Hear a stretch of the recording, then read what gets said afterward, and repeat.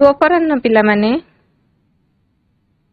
ଆଜିର ଏଇ ଭର୍ଚୁଆଲ କ୍ଲାସକୁ ମୁଁ ଅଷ୍ଟମ ଶ୍ରେଣୀର ସମସ୍ତ ଛାତ୍ରଛାତ୍ରୀମାନଙ୍କୁ ଏଇ ସୁନ୍ଦରଗଡ଼ ଭର୍ଚୁଆଲ ଷ୍ଟୁଡିଓରୁ ଶୁଭେଚ୍ଛା ଜଣାଉଛି ଏବଂ ବିଦ୍ୟାଳୟମାନଙ୍କରେ ଉପସ୍ଥିତ ଥିବା ଭର୍ଚୁଆଲ କ୍ଲାସର ସମସ୍ତ ଶିକ୍ଷକ ଶିକ୍ଷୟିତ୍ରୀମାନଙ୍କୁ ଶୁଭେଚ୍ଛା ସହ ସ୍ୱାଗତ ଜଣାଉଛି। ପିଲାମାନେ, ଆଜି ଆମେ ଆମର ଅଷ୍ଟମ ଶ୍ରେଣୀର ଓଡ଼ିଆ ଭାଷାର ଯେଉଁ ସାହିତ୍ୟିକା ବହି ଅଛି ସେଇ ବହିର ଆମର ପଦ୍ୟ ବିଭାଗର ପ୍ରଥମ ପ୍ରସଙ୍ଗ ବୃକ୍ଷ ମହାତ୍ମ୍ୟ ସେଇ ପ୍ରସଙ୍ଗର ଆଜି ଆମେ ତାର ଦ୍ୱିତୀୟ ଭାଗଟିକୁ ପଢ଼ିବା। ପିଲାମାନେ, ଆମେ ପୂର୍ବ ସପ୍ତାହରେ ତାର ପ୍ରଥମ ଭାଗଟା ପଢ଼ିଥିଲା, ମନେ ଥିବ। ତେବେ ଆମେ ଏଇ ବୃକ୍ଷ ମହାତ୍ମ୍ୟ ତାର ମହାନତା ବିଷୟରେ କିଛି ତ ଆମେ ପ୍ରଥମ ଭାଗରେ ପଢ଼ି ନେଇଛେ, ଜାଣିଛେ। କବି ବୃକ୍ଷ ଉପରେ ପ୍ରଭୁ ଶ୍ରୀକୃଷ୍ଣଙ୍କ ମୁଖ ନିଃସୃତ ବାଣୀରୁ ସେ ଯେଉଁ ଅନୁବାଦ କରିଛନ୍ତି ଏବଂ ଭାଗବତ ଯାହା ଆଜି ଆମର ଘରେ ଘରେ ଗ୍ରନ୍ଥ ଭାବରେ ରହିଛି, ମୁଁ ସେଇ ଭାଗବତ ଗ୍ରନ୍ଥକୁ ତୁମେମାନେ ପଠନ କରିବା ପାଇଁ ଗୃହ କାର୍ଯ୍ୟ ଦେଇଥିଲି। ଆଶା କରୁଛି ପାଠ କରିଥିବ, କିଛି ଶିକ୍ଷା ପାଇଥିବ। ବିଶେଷ କରି ଆମର ଭାଗବତର ଯେଉଁ ଏଇ ତ୍ରୟୋଦଶ ଅଧ୍ୟାୟରେ ଯେଉଁ ଏଇ ବୃକ୍ଷ ଉପରେ ଆଲୋଚନା ହେଇଛି, ମାନେ ଯାହା ମଣିଷକୁ ବୃକ୍ଷର ଉପକାରିତା ବିଷୟରେ କବି ଦର୍ଶାଇଛନ୍ତି, ତାକୁ ପଢ଼ିଥିବ ବୋଲି ମୁଁ ଭାବୁଛି। ପିଲାମାନେ ପଢ଼ିଛ? ଠିକ ଅଛି, କେତେ ଜଣ ପଢ଼ିଛ ବର୍ତ୍ତମାନ ହାତ ଉଠେଇବ। ହାତ ଉଠେଇଲ, କୋଉମାନେ ପଢ଼ିଛ? କେହି ପଢ଼ିନ? ଭାଗବତ ବହି ଦେଖିଛ ତ? ପିଲାମାନେ ଭାଗବତ ବହି ଦେଖିଛ? ଦେଖିଲ କି ନାହିଁ? ଘର କାମ ଦିଆ ହେଇଥିଲା। ପଢ଼ିଥାନ୍ତ, ଦେଖିଥାନ୍ତ, ହେଲେ ସିନା ଆଜି ଆଲୋଚନା କରିଥାନ୍ତା। ତାପରେ କଣ ଥିଲା?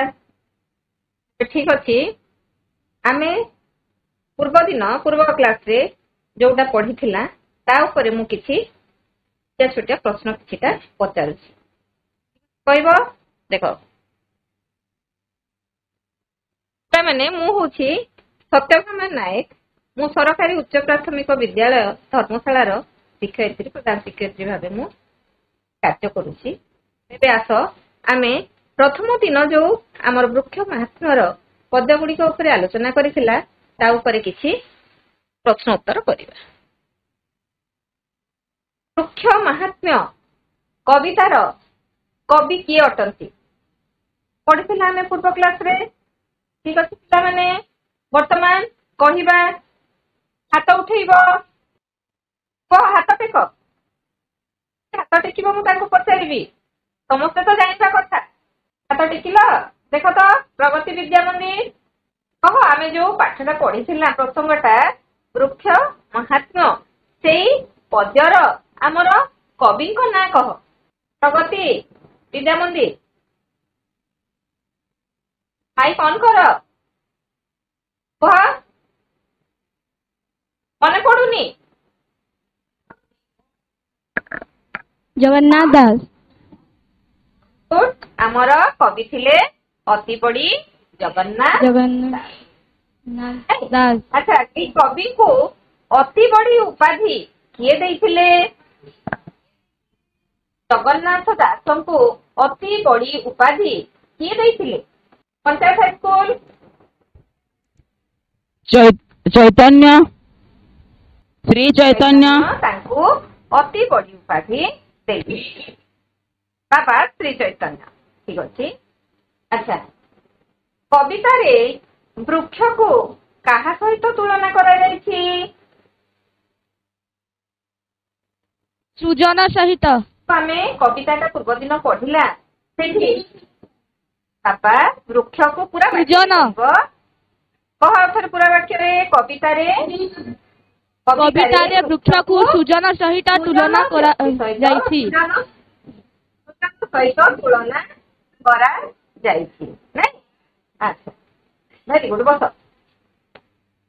ଆମେ ଯୋଉ ବୃକ୍ଷ ମହାତ୍ମ୍ୟ ପଢିଲା କବିତାଟି, ଏଥିରେ କାହା କିଏ କାହା ମୁଖରୁ ନିଃସୃତ ବାଣୀକୁ କବି ପ୍ରସଙ୍ଗରେ ଆମର ଉପସ୍ଥାପନା କରିଛନ୍ତି?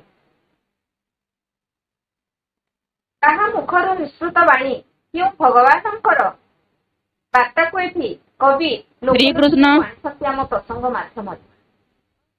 ଶ୍ରୀକୃଷ୍ଣ ବାବା ଆମର ଭଗବାନ ଶ୍ରୀକୃଷ୍ଣଙ୍କର ମୁଖ ନିସୃତ ବାଣୀ ଯୋଉଟା ବୃକ୍ଷ ପାଇଁ ବୃକ୍ଷର ମହାନତା ପାଇଁ ତାର ମହାନ ଗୁଣକୁ ଏଠି କବି ଆମ ପାଖରେ ଦେଖିଛନ୍ତି ନାଇଁ। ଠିକ ଅଛି ପିଲାମାନେ, ତାହେଲେ ଆମେ ପ୍ରଥମ ଦିନ ତ ଯାହା ପଢିଥିଲା ମୁଁ ଭାବୁଛି ସମସ୍ତେ ବୁଝିପାରିଛ, ତେଣୁ ଉତ୍ତର ଦେଲ, ସମସ୍ତଙ୍କୁ ଧନ୍ୟବାଦ। ତେବେ ଆଜି ଆମେ ତାପର ଥିବା ଯୋଉ ସୃଜନ ଘରେ ବାହାର କର, ତୁମର ସାହିତ୍ୟିକା ବହି ସମସ୍ତେ ବାହାର କର, ସାହିତ୍ୟିକା ବହି ବାହାର କର। ତ 2 ଦେଖ, ଆମେ ତ ପୂର୍ବରୁ ପଢିଥିଲା ଯେ କୃଷ୍ଣ ଗୋପବାଳ ମାନଙ୍କ ସହିତ ଗୋରୁ ଚରେଇବା ପାଇଁ ବଣକୁ ଯାଇଛନ୍ତି। ସେ ସମୟ ଥିଲା ଗ୍ରୀଷ୍ମ ଋତୁ, ନାଇଁ କୋଉ ଋତୁ ଥିଲା? ଗ୍ରୀଷ୍ମ ଋତୁ ଥିଲା। ଆଉ ସେଥିରେ ଯୋଉ ପ୍ରଚଣ୍ଡ ମାନେ ଖରାରେ ସେମାନେ କିପରି ଅଥୟ ହେଇଛନ୍ତି ଏବଂ ଆଶ୍ରୟ ନେବା ପାଇଁ ବୃକ୍ଷ ତଳେ ଯାଇଛନ୍ତି। ଆଉ ତାଙ୍କୁ ଆଶ୍ୱସ୍ତି ଲାଗିଛି, ତାର ଛାୟାରେ ଯୋଉ ସେମାନେ ଯୋଉ ସାନ୍ତ୍ୱନା ପାଇଛନ୍ତି, ଯୋଉ ଆଶ୍ରୟ ପାଇଛନ୍ତି, ତାଙ୍କୁ ଯୋଉ ଭଲ ଲାଗିଛି ସେ କଥା ସେଇଠି ଆମେ ପଢିଥିଲା। ଆଉ ବୃକ୍ଷ କୁ ସୁଜନ ସହିତ ତୁଳନା କରାଯାଇଛି। କାହିଁକି? ସୁଜନ ଯିଏ ଭଲ ଲୋକ, ଭଲ ବ୍ୟକ୍ତି, ସବୁବେଳେ ପରର ଉପକାର କରିଥାଏ, ପରକୁ ସାହାଯ୍ୟ କରିଥାଏ, ଯୋଉଟା କି ଆମେ ବୃକ୍ଷ ଠାରୁ ଶିଖିପାରୁଛୁ। ଏସବୁ ବିଷୟ ପ୍ରଥମ ଦିନ ଆମେ ପ୍ରଥମ ଭାଗରେ ପିଲାମାନେ ଆଜି ଆମେ ଯୋଉ ପ୍ରସଙ୍ଗଟା ପଢିବା ସେଥିରେ ଆମର ପରୋପକାର ମୁଖ୍ୟ ଭାବରେ ରହିଛି। ପରର ଉପକାର କେମିତି କରାଯାଇଥାଏ। ପିଲାମାନେ ଦେଖିଥିବ ଆମ ପ୍ରକୃତିରେ, ଆମ ସମାଜରେ ଆମେ ଯୋଉଠି ରହୁଛୁ ସେଠି ଆମେ ଦେଖୁଛୁ ସାଧାରଣତଃ ମାନେ ଜୀବଜଗତରେ ଆମେ ଦେଖୁଛୁ ବୃକ୍ଷ ସବୁବେଳେ ପରୋପକାରୀ, ପରର ଉପକାର କରୁଛି। ଆଉ କିଏ କରୁଛି ପିଲାମାନେ? ଆମର ସବୁବେଳେ ସୁଲସୁଲୁ ହେଇକି ତାର ଜଳ ପ୍ରବାହିତ ହେଉଛି, ସେ ମଧ୍ୟ ନିଃସ୍ୱାର୍ଥପର ଭାବରେ ସମସ୍ତଙ୍କୁ ଜଳଦାନ କରୁଛି। ଗାଈ, ଆମେ ଗାଈ ଦେଖିଛୁ, ଆମେ ସୁସ୍ଥ ସବଳ ରହିବା ପାଇଁ ଶିଶୁଟିଏ ଜନ୍ମ ହେଲା ମାତ୍ରେ କ୍ଷୀର ଆବଶ୍ୟକ ହେଇଥାଏ। ଯଦି ଶିଶୁର ମାର କୌଣସି ଅସୁବିଧା ହେଇଗଲା, ତାକୁ ମା ହେଇ ଗାଈ କ୍ଷୀର ପ୍ରଦାନ କରୁଛି। ଆମ ସମସ୍ତଙ୍କୁ, ସବୁ ପ୍ରାଣୀକୁ ଆମର ଗାଈ ନିଃସ୍ୱାର୍ଥ ଭାବରେ ତା କ୍ଷୀର ଆମକୁ ଦେଇ ଚାଲି।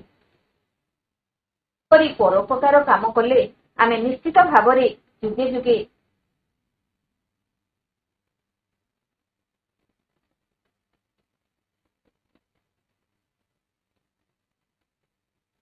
ଏବେ ପିଲାମାନେ ବର୍ତ୍ତମାନ ଆମେ ଯୋଉ କବିତାଟି ପଢିବା, ଯୋଉ ଭାଗ ଆମେ ଆଲୋଚନା କରିବା।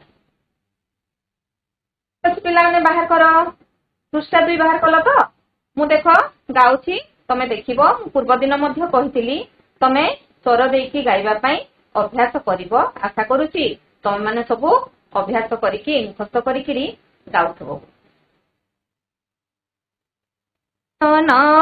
ଘରେ ଯେହ୍ନେ ଯାଇ ଅତିଥି ନିରାଶ ନୁହଇ, ପତ୍ର କୁସୁମ ଫଳ ଛାଇ, ମୂଳ ବକଳ ଦାରୁ ଦେଇ, ତାର ଅଙ୍ଗାର ଭସ୍ମ ଠା, ଗୃହକୁ ସାଜି ବାଡ଼ କଣ୍ଟା, ଏତେ ପ୍ରକାରେ ସେବା କରି ନିତ୍ୟେ ପର ଉପକାରୀ, ଏହାଙ୍କ ପ୍ରାୟ ଯେବେ ହୋଇ, ସଂସାର ମଧ୍ୟରେ ଦେହ ବହି, ମନ ବଚନ ଧନି କରି, ହୁଏ ପର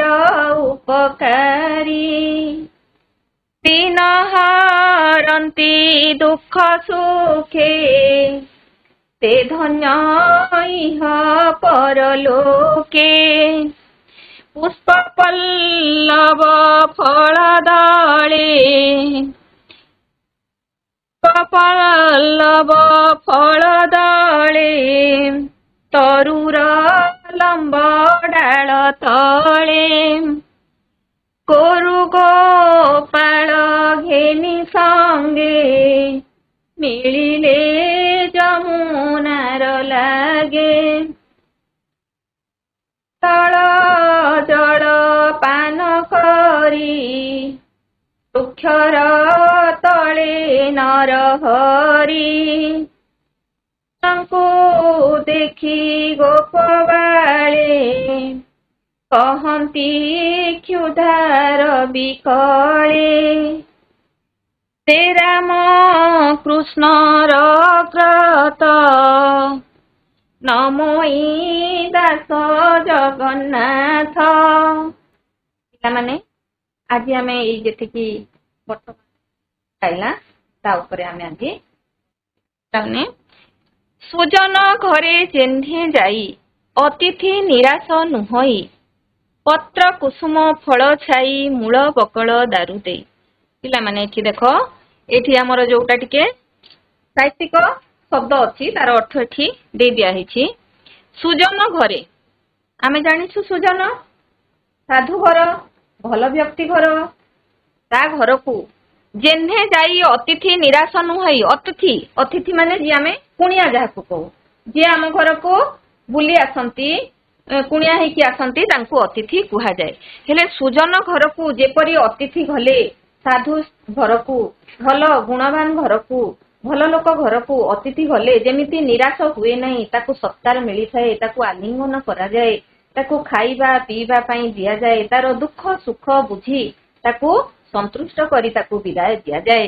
ସେହିଭଳି ଏଇ ପତ୍ର କୁସୁମ ଫଳ ଛାଇ ମୂଳ ବକଳ ଦାରୁ ଦେଇ ସେହିଭଳି ଏହି ବୃକ୍ଷ ପାଖକୁ ଆମର ଯେଉଁ ଲୋକ ଆସୁଛି ସେ ବୃକ୍ଷ ତାକୁ ଅତିଥି ଭାବରେ ଗ୍ରହଣ କରି ତା ପାଖରେ ଥିବା ପତ୍ର ଫୁଲ ତାର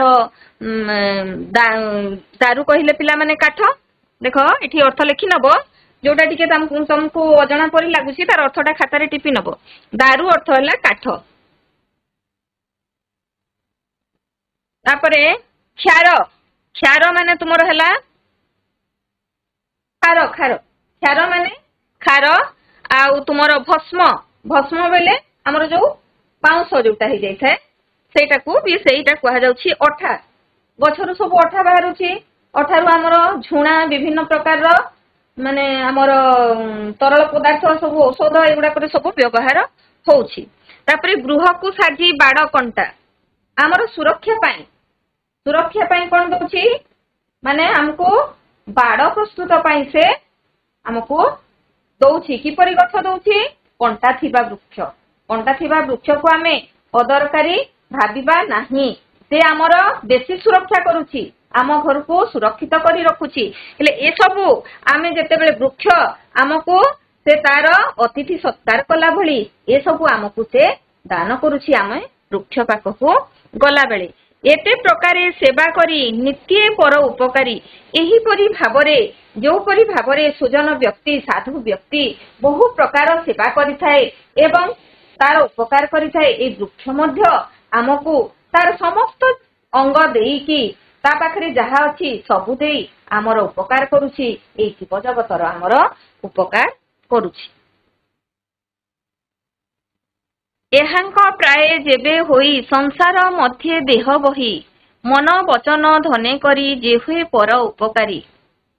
ଏଇ ପ୍ରକାର ଭାବେ ଏଇ ସାଧୁଜନ ଏଇ ଆମର ବୃକ୍ଷ ପରି ଯିଏ ମହାନ ହେଇଥାଏ ସଂସାର ମଧ୍ୟରେ ଦେହ ବହି ମନ ବଚନ ଧନ ଧରି ସଂସାରରେ ଯେତେବେଳେ ସେ ମଣିଷକୁ ଏଠି ବୃକ୍ଷ ଦ୍ୱାରା କବି ମଣିଷ ସମାଜକୁ ସଚେତନ କରିଛନ୍ତି ଯେ ସଂସାରରେ ଆମେ ଯେତେବେଳେ ଦେହ ଧରି ଜନ୍ମ କରିଛୁ ଆମର ମଣିଷ ଜନ୍ମ ଆମେ ଜାଣିଛୁ ଯେ ସବୁଠାରୁ ମଣିଷର ମାନେ ଶ୍ରେଷ୍ଠ ଜନ୍ମ ତାର ବୁଦ୍ଧି ବିବେକ ଅଛି ବିଚାର କରିବାର ଶକ୍ତି ଅଛି ସେ ସବୁବେଳେ ଭଲ କାମ କରିପାରିବ କିନ୍ତୁ ସେଟା ତାର ନିଜର ବିବେକ ଉପରେ ନିର୍ଭର କରୁଛି। ଆମେ ଭଲ ଲୋକକୁ ଅନୁସରଣ କରିବା ସାଧୁ ସନ୍ତଙ୍କୁ ଅନୁସରଣ କରିବା ଆମେ ପୁରାଣରେ ଭଲ ଚରିତ୍ର ଗୁଡ଼ିକୁ ଆମେ ଧ୍ୟାନ ଦେବା ଏବଂ ସେହି ଅନୁସାରେ ଆମେ ଯେତେ ଦିନ ସଂସାରରେ ରହିବା ଲୋକଙ୍କୁ ଭଲ ମନ ଦେଇ ଭଲ ଚିନ୍ତା କରିବା ପାଇଁ କହିବା ମିଠା କଥା କହିବା ଆମ ପାଖରେ ଯାହା ଆର୍ଥିକ ସହାୟତା ଅଛି ଦୁଃଖୀ ରଙ୍କିକୁ ସାହାଯ୍ୟ କରିବା ପରର ସବୁବେଳେ ଉପକାର କରିବା ତାହେଲେ ଆମେ କିଛି ଦୁଃଖ ପାଇଥିଲେ ମଧ୍ୟ ଏଇ ସଂସାରରେ ବଞ୍ଚିବା ପାଇଁ ସବୁବେଳେ ଯେ ସୁଖ ଥାଏ ତା ନୁହେଁ, କିଛି ଦୁଃଖ ବି ଆସିଥାଏ। ମାତ୍ର ଆମେ ଯେତେବେଳେ ଇହ ପରଲୋକ ହେଇଯାଉ, ମାନେ ସଂସାରରେ ଆମେ ବଞ୍ଚିଛୁ, ସେଇ ପର୍ଯ୍ୟନ୍ତ ବି ଆମେ ତାର ସୁନାମ ପାଇବା, ଲୋକଙ୍କୁ ଉପକାର କଲେ ଦେଖିବ, ତମେ କେବେ ଯଦି କୌଣସି କାର୍ଯ୍ୟରେ କାହାର ମଙ୍ଗଳ କରିଥିବ, ଉପକାର କରିଥିବ, ସାହାଯ୍ୟ କରିଥିବ ପିଲାମାନେ, ନିଶ୍ଚିତ ଭାବରେ ସେ ଦିନଟି ବହୁତ ଖୁସି ଲାଗେ। ଆମେ ସେମିତି ନିଜ ଦ୍ୱାରା ଯାହା ହେବ ପରର ଉପକାର କରିବା, ଯାହା ଫଳରେ ଆମେ ବର୍ତ୍ତମାନ ଏଇ ସଂସାରରେ ଆମେ ନାମୀ ହେଇ ରହିବା ଏବଂ ପରଲୋକରେ, ଯେତେବେଳେ ପରଲୋକ କହିଲେ ଆମର ମର୍ତ୍ତ୍ୟପୁର, ଯୋଉଟା ଆମେ ସ୍ୱର୍ଗରେ ଚାଲି ଯାଉଛନ୍ତି ମୃତ୍ୟୁ ପରେ, ତାକୁ ପରଲୋକ କୁହାଯାଉଛି। ସେଇଠି ମଧ୍ୟ ସେ ତାର ସମ୍ମାନ ପାଇବ, ସେଇଠି ମଧ୍ୟ ସେ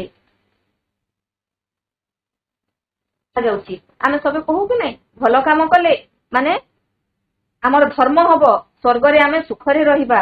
ତେଣୁ ପିଲାମାନେ ସବୁବେଳେ ଆମ ମନ ଭିତରେ ପରର ଉପକାର ପାଇଁ, ବୃକ୍ଷ ଯେମିତି ନିଃସ୍ୱାର୍ଥପର ଭାବରେ ପରର ଉପକାର କରୁଛି, ସେହିଭଳି ଆମେ ମଧ୍ୟ ପରର ଉପକାର କରିବା। ଦିନ ହରନ୍ତି ଦୁଃଖ ସୁଖେ, ସେ ଧନ୍ୟ ଇହ ପରଲୋକେ। ପୁଷ୍ପ ପଲ୍ଲବ ଫଳ ଦଳେ, ତରୁର ଲମ୍ବ ଡାଳ ତଳେ। ପୁଷ୍ପ, ପୁଷ୍ପ କହିଲେ ପିଲାମାନେ ଫୁଲ। ଇହ, ଇହ ମାନେ ଯୋଉଠି ଆମେ ଅଛୁ ଏଇ ପୃଥିବୀ ପୃଷ୍ଠରେ। ପଲ୍ଲବ, ପଲ୍ଲବ ଅର୍ଥ ହଉଛି ପତ୍ର, ଆଉ ଦଳେ, ଦଳେ ମାନେ ପତ୍ର ଗୁଡାକ, ଦଳ ଅର୍ଥ ମଧ୍ୟ ପତ୍ର। ଫଳ ତ ଫଳ ଜାଣୁଛ, ଗଛରେ ଯୋଉ ଫଳ ହଉଛି। ତାପରେ ତରୁର ଲମ୍ବ ଡାଳ ତଳେ, ତରୁ କହିଲେ ବୃକ୍ଷ, ଲମ୍ବ ଡାଳ, ବୃକ୍ଷର ଯୋଉ ଲମ୍ବ ଡାଳ ରହିଛି ତା ତଳେ, ମାନେ ଯୋଉ ଗଛର ପୁଷ୍ପ ଅଛି, ପତ୍ର ଅଛି, ଫଳ ଅଛି ଏବଂ ସେଇ ଗଛର ଯୋଉ ଲମ୍ବ ଡାଳ ଅଛି, ପରି ଗୋରୁ ଗୋପାଳ ଘେନି ସଙ୍ଗେ ମିଳିଲେ ଯମୁନାର ଲାଗେ। ସେଇ ତଳେ ଯୋଉ କୃଷ୍ଣ ତାଙ୍କ ଗୋପାଳ ମାନଙ୍କୁ ନେଇକି, ଗୋରୁ ମାନଙ୍କୁ ନେଇକି ଯୋଉ ପ୍ରଚଣ୍ଡ ତାପରୁ ଶୀତଳ ଛାଇ ପାଇବା ପାଇଁ ସେଇ ଡାଳ ତଳେ ସେ ଆଶ୍ରୟ ନେଇଛନ୍ତି ଏବଂ ବୃକ୍ଷ ମଧ୍ୟ ତାଙ୍କୁ ନିଃସ୍ୱାର୍ଥ ଭାବରେ ସେମାନଙ୍କୁ ଆଶ୍ରୟ ଦେଇଛି। ସେଠୁ ପିଲାମାନେ ଜାଣିଥିବ, ଯେତେବେଳେ ଖରା ଦିନ ହେଇଥାଏ କୁଆଡେ ବାହାରିଥାଉ, ଶୋଷ ମଧ୍ୟ ଲାଗେ, ଖରା ଟାଣ ଲାଗେ, ପୁଣି ଶୋଷ ବି ଲାଗେ।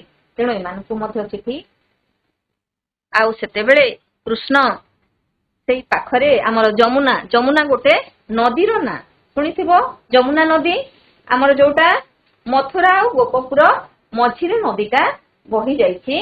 ଆଉ ସେଇ ନଈରେ ଗୋପପୁରର ସେଇଟା ଗୋଟେ କୂଳରେ ସେମାନେ ଯାଇଛନ୍ତି କଣ କରିବା ପାଇଁ, ଶୀତଳ ଜଳ ପାନ କରିବା ପାଇଁ। ଶୋଷ ହେଇଛି ତାଙ୍କୁ ଯେତେବେଳେ ଖରାରେ, ସେମାନେ ନଈ ପାଖକୁ ଯାଇଛନ୍ତି, ଗୋରୁ ଗାଈଙ୍କୁ ନେଇକି ଗୋପବାଳା ମାନେ ଯାଇଛନ୍ତି ଏବଂ ସେଠି ନଈର ଜଳପାନ କରିଛନ୍ତି। ଏଠି ନଦୀକୁ ମଧ୍ୟ ପରୋପକାରୀ ନିଃସ୍ୱାର୍ଥ ଭାବରେ ସେ ନଈ ଆମକୁ ଜଳ ଦେଇ ଚାଲିଛି।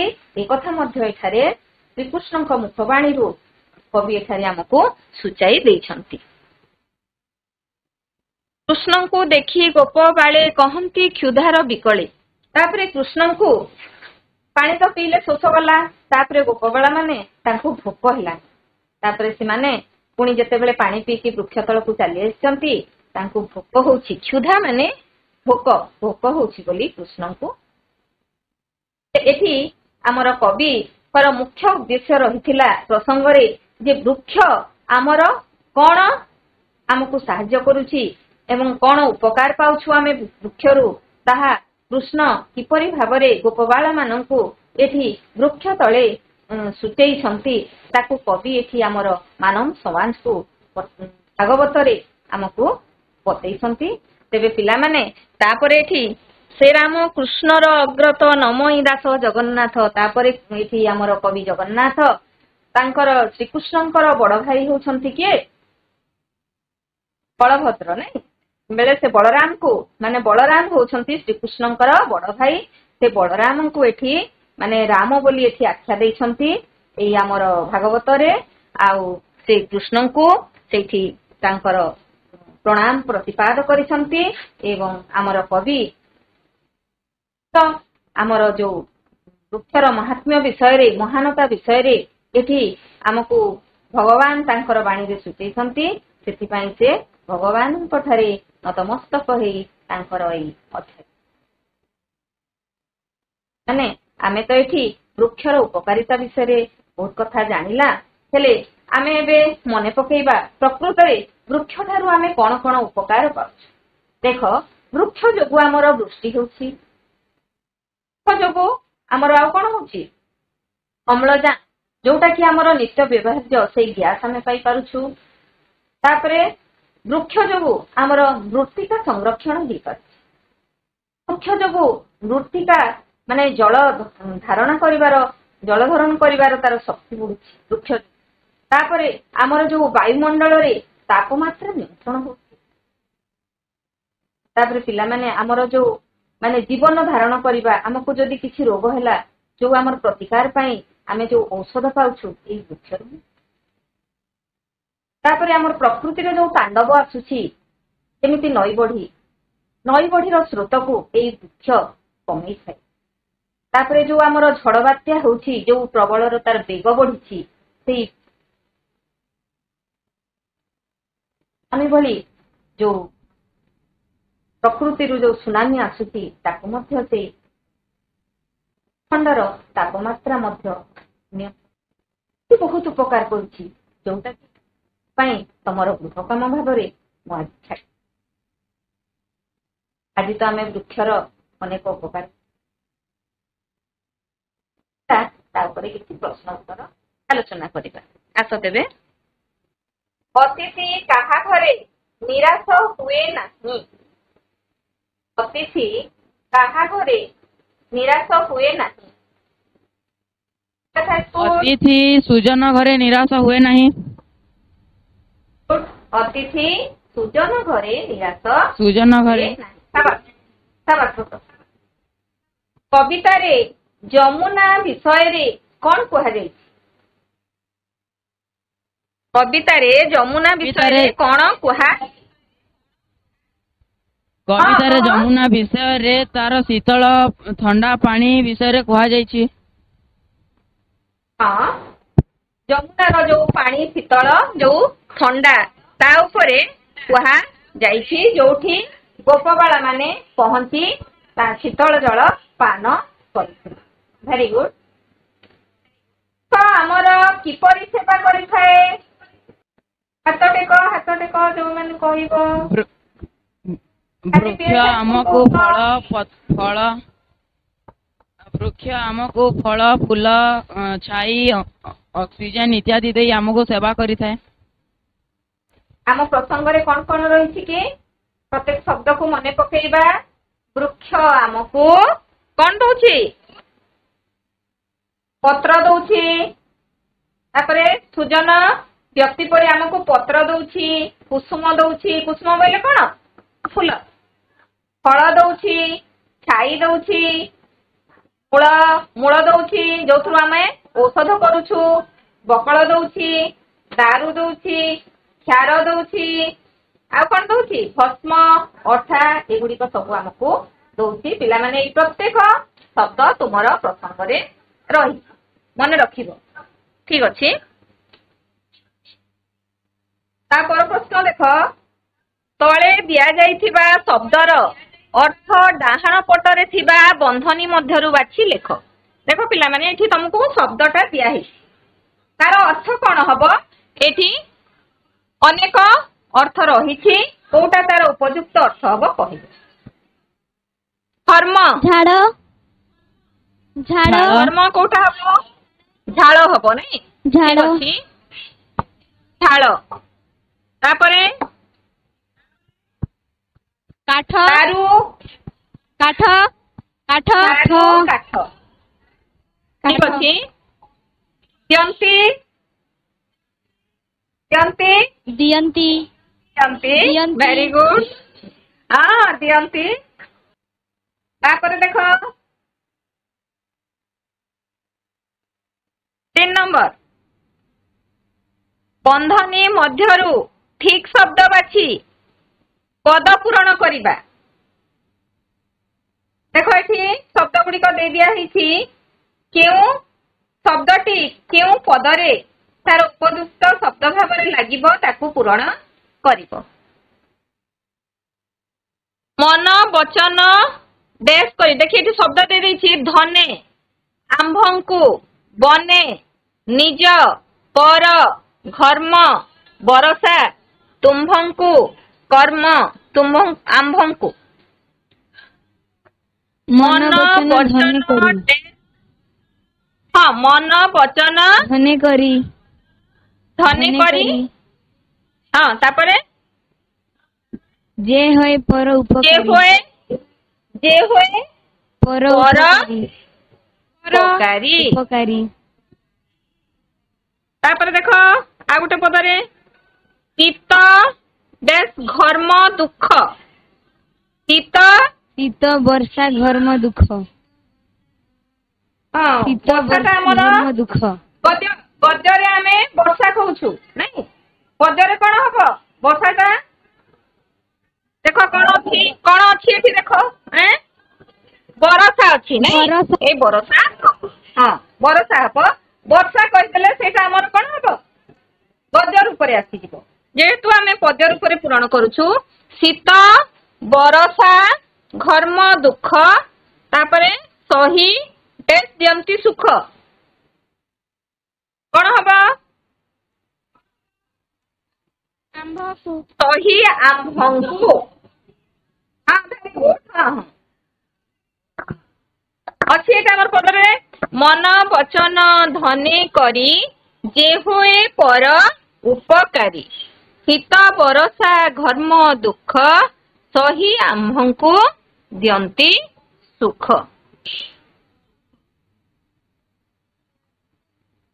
ଅଛି। ତାପରେ ଦେଖ ପିଲାମାନେ 4 ନମ୍ବରରେ ମହତ ଶବ୍ଦରେ ତ୍ୱ ପ୍ରତ୍ୟୟ ଯୋଗ କଲେ ଶବ୍ଦଟି ହୁଏ ମହତ୍ୱ ସେହିପରି ନିମ୍ନଲିଖିତ ଶବ୍ଦମାନଙ୍କର ତ୍ୱ ପ୍ରତ୍ୟୟ ଯୋଗ କରି ନୂଆ ଶବ୍ଦ ଗଢ଼ିବା ଏଠି ତୁମର ଶବ୍ଦ ଦିଆହେଇଛି ଯେମିତି ମହତ ଶବ୍ଦ ସହିତ ତ୍ୱ ମିଶେଇକିରି ମହତ୍ୱ ହେଲା ସେହିପରି ଏଇ ଯୋଉ ଶବ୍ଦ ଗୁଡିକ ଅଛି ଗୁରୁ ଗୁରୁ ସହିତ ତ୍ୱ ମିଶେଇବ ଗୁରୁତ୍ୱ ଭେରି ଗୁଡ୍ ଗୁରୁତ୍ୱ ଦେଖ କେମିତି ଲେଖା ହଉଛି ତାକୁ ଧ୍ୟାନ ଦବ ଏଠି ଦେଖ ମହତ୍ୱ ସେଇ ତ୍ୱକୁ ଡବଲ ତରେ ଦିଆହେଇଛି ଏଠି ତରେ ଦିଆହେଇଛି ତ୍ୱ ଏଠି ଯେତେବେଳେ ତୁମେ ପରୀକ୍ଷାରେ ଲେଖୁଛ କହିଲା ବେଳେ କହିଦଉଛ କହିଲା ବେଳେ ଗୁରୁତ୍ୱ କହିଦଉଛ କିନ୍ତୁ ତାକୁ କେମିତି ଲେଖିବ ତାକୁ ଧ୍ୟାନ ଦବ କ୍ଷୁଦ୍ରର କଣ ହବ କ୍ଷୁଦ୍ରତ୍ୱ ହେଲା ଲେଖିନିଅ ବହିରେ ତମର ଅଛି ନହେଲେ ଖାତାରେ ଲେଖିନିଅ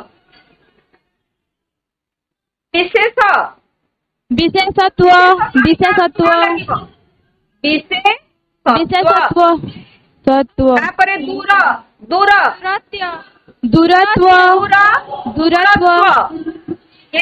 କେମିତି ତ୍ୱ ଲେଖିବ ଦେଖ ଦୂରତ୍ୱ ତାପରେ ଆସିଲା ତୁମର ସତ୍ୱ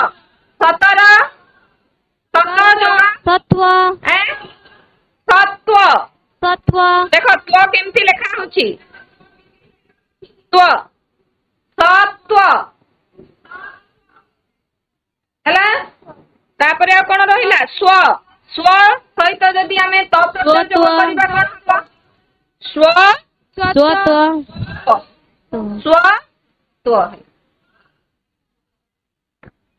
ହେଲା ବୁଝିପାରିଲ এই ପ୍ରକାର ଆମର ତ ପ୍ରତ୍ୟୟରେ ଆଉ ଅନେକ ଶବ୍ଦ ମଧ୍ୟ ହେଇପାରିବ ତମେ ମାନେ କୋଉ ଶବ୍ଦ ହବ ସେଟା ନିଜେ ତୁମ ଖାତାରେ ଅଧିକ ଶବ୍ଦ ଗଠନ କରି ଲେଖିବ ପିଲାମାନେ ବର୍ତ୍ତମାନ ତୁମ ଘର ପାଇଁ ଆଉ କିଛି କାର୍ଯ୍ୟ କରିବା ପାଇଁ ନିଅ ବୃକ୍ଷର ଉପକାରିତା ସମ୍ପର୍କରେ ଲେଖାଯାଇଥିବା ବିଭିନ୍ନ ପାଠ୍ୟପୁସ୍ତକରୁ ତଥ୍ୟ ସଂଗ୍ରହ କରି ତୁମ ଖାତାରେ ଲେଖିବ ଆଉ ଶ୍ରେଣୀରେ ଉପସ୍ଥାପନା କରିବ ଆଉ ଗୋଟିଏ ଲେଖ ତୁମେ ବୃକ୍ଷ ବିଷୟରେ ତୁମ ନିଜ ମନରୁ କବିତା ଛୋଟ ଛୋଟ କବିତା ଲେଖିବ ତୁମ ମନରେ ଯାହା ଆସିବ ଗଛରୁ ତମର ଅନୁଭୂତିକୁ ନେଇକି ଗଛରୁ ତମେ କଣ ପାଉଛ କଣ ଉପକାର ପାଉଛ କିପରି ସେ ଆମକୁ ସାହାଯ୍ୟ କରୁଛି କବିତା ଗୁଡିକ ପିଲାମାନେ ଆଶା କରୁଛି ଆଉ ଗଛର ଯତ୍ନ ଆମର କେତେ ବି ଉପକାର କରୁଛି ଏଇ ଆମେ ନିତ୍ୟ ଦୈନନ୍ଦିନ ଜୀବନରେ ମଧ୍ୟ ଆମେ ସମସ୍ତେ